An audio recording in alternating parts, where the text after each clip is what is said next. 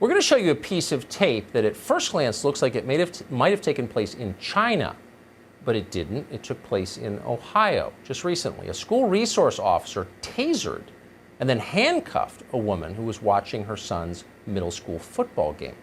It happened Wednesday night in Logan, Ohio. Her crime? She wasn't wearing a mask outside. This footage is awful, and the lack of response from the people sitting near this woman as she's tasered is even worse. But we're going to show it to you anyway because this is what's happening in our country. Watch this. Put your hand behind your back. I will not put my hands behind my back. I'm not friendly. Doing nothing wrong. Get off of me. What the is wrong with you? Get off of me. You're not arresting me for nothing. I am doing nothing wrong. There's a cop car over there. No, you're not. There's a cop car over there. Do you want to call him? Come on. Tase somebody over a mask. Tasing this lady over not wearing a damn mask. Arresting her for a mask, not wearing a mask, and he ain't even got one on. Right. Hey, where's your mask? Remember, we're infected together now, right, guys? We've done this how many times together? They tased a woman at her son's outdoor football game.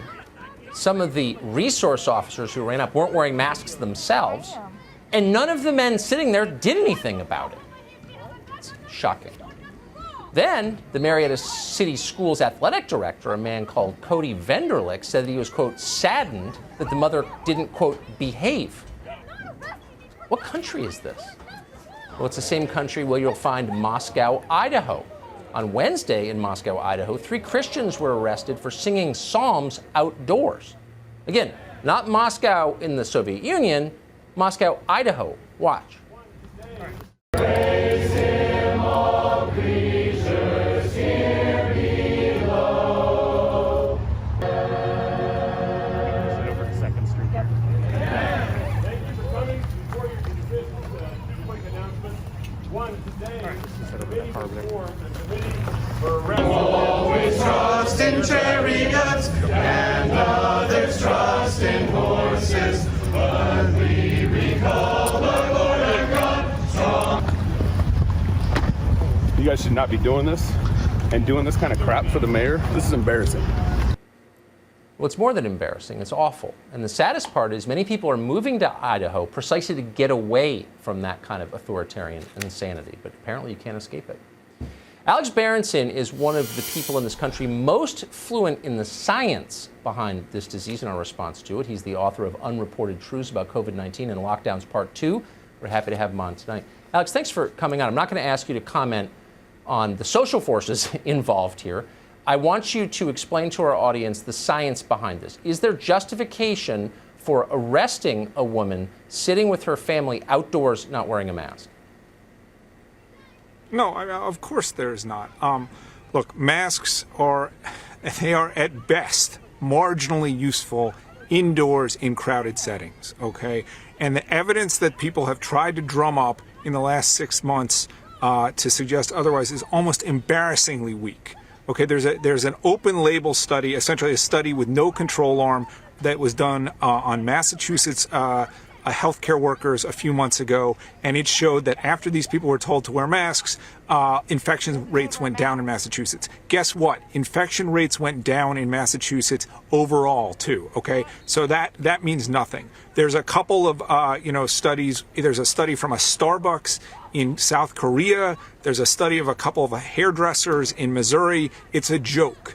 The best evidence before this pandemic started, before March, which is when the science was not politicized, suggests that masks were broadly useless in the general population. To the extent they were useful, it would be for people who were actively infected and coughing, and to the extent that that made any difference, it was probably just as a signaling mechanism to show people, step away from me, I'm sick. Okay, so the evidence here is just beyond weak. What's happened, Tucker, is that masks have become a talisman.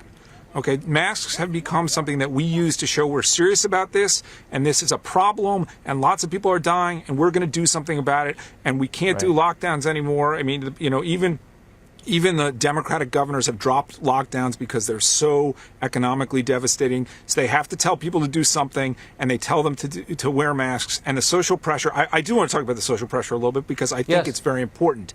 A few weeks ago, I was in Walmart with my son, who's 4. Okay, a 4-year-old is essentially at 0.000 risk of anything happening with coronavirus.